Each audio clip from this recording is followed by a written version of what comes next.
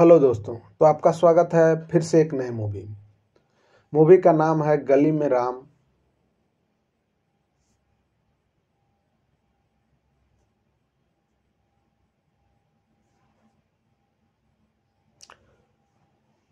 Hello दोस्तों, तो आपका स्वागत है फिर से एक नए मूवी में। इस मूवी का नाम है गली में राम, घर में राम और गली में श्याम। दोस्तों, ये मूवी बहुत ही पुराना मूवी है, लेकिन जो लोग नहीं देखे उनके लिए नया है। इसका रिलीज डेट है आपका 27 मई 1996 और इसका रेटिंग है 10 में से 7.1।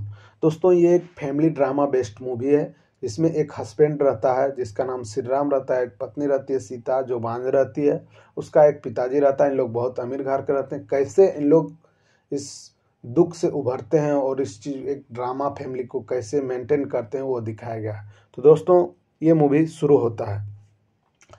एक बहुत बड़े भले अच्छे परिवार में श्री राम, उसकी पत्नी और उसका दोस्त गिरी और उसके पिताजी मतलब रहते थे। और श्री राम बहुत ही अच्छा कंपनी में काम भी करता था। तो प्रॉब्लम क्या था कि उसका जो पिताजी था वो बार बार कहता कि हमको पोता चाहिए, पोता चाहिए। और उसकी पत्नी जो बहुत प्रयास करती है लेकिन नहीं हो पाता, क्योंकि उसको एक डॉक्टर के पास दिखाने जाती है तब उसका बांझपन का ये आता है शिकायत, क्योंकि वो कभी माँ नहीं बन सकती। और ये श्री राम बहुत ही अच्छा से जानता था, लेकिन वो पिताजी को बताता है कि ये कमियां सब मेरे अंदर है और सीता को खुश रखता है।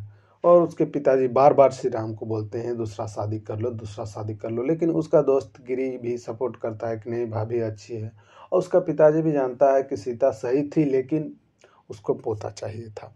तो क्या होता है कि उसका जो ऑफिस रहता है श्री राम का, उसका पिताजी सब ऑफिस में लड़कियां भर देता है। फिर उसको अच्छा नहीं लगता है तो फिर प्लान बनाता है उसका पिताजी उसको नेपाल भेजने के लिए। और नेपाल जब जाता है तो अपना दोस्त गिरी भी जाता है उसके साथ। और उन लोग गलती क्या करता है कि नेपाल जाने का कारण था, एक बिजनेस मीटिंग में जाता है अपनी कंपनी से।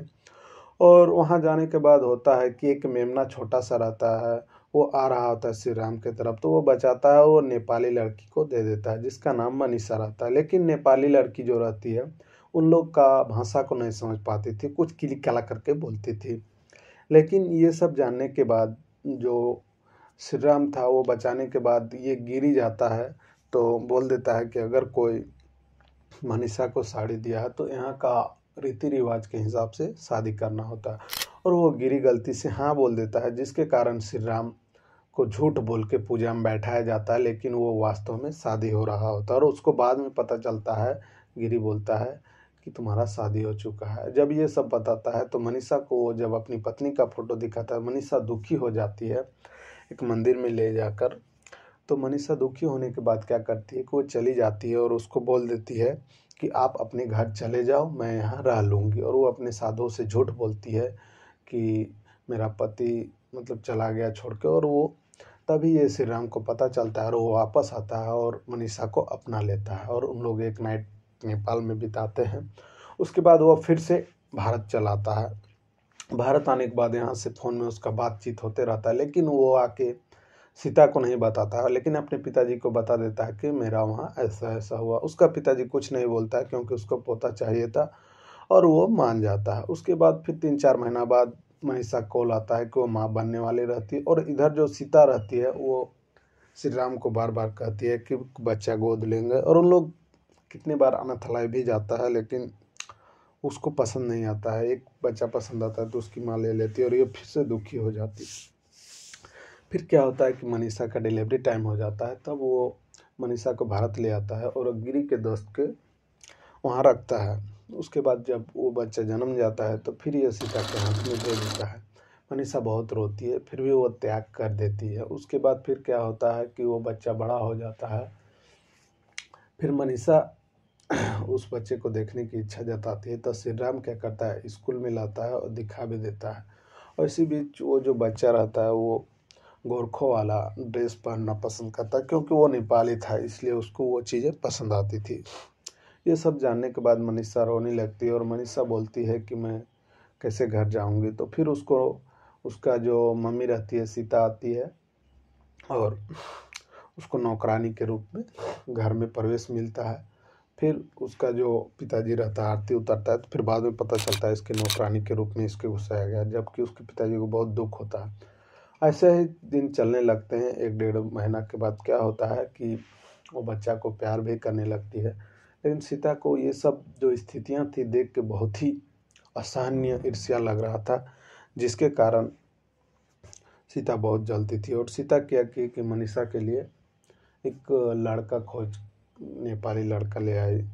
क्यों? क्योंकि वो जो ससुर जी थे उसके साथ वो मूवी देखने गए थे, लेकिन प्लान कुछ और था कि वहाँ पर श्री राम को भी जाना था, लेकिन वो नहीं जा पाया था।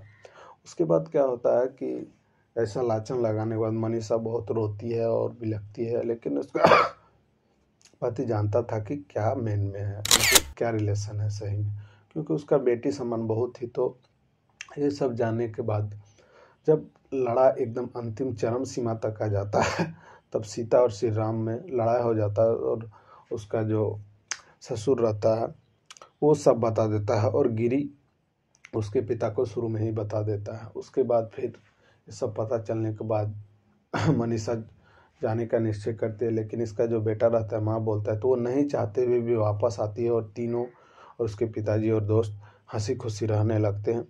दोस्तों, अगर आपको इस तरह का फैमिली ड्रामा कॉमेडी मूवी अच्छा लगता है तो ऑल फिल्मी एक्सप्लेन हिंदी को लाइक, कमेंट और सब्सक्राइब करना ना भूलें। धन्यवाद।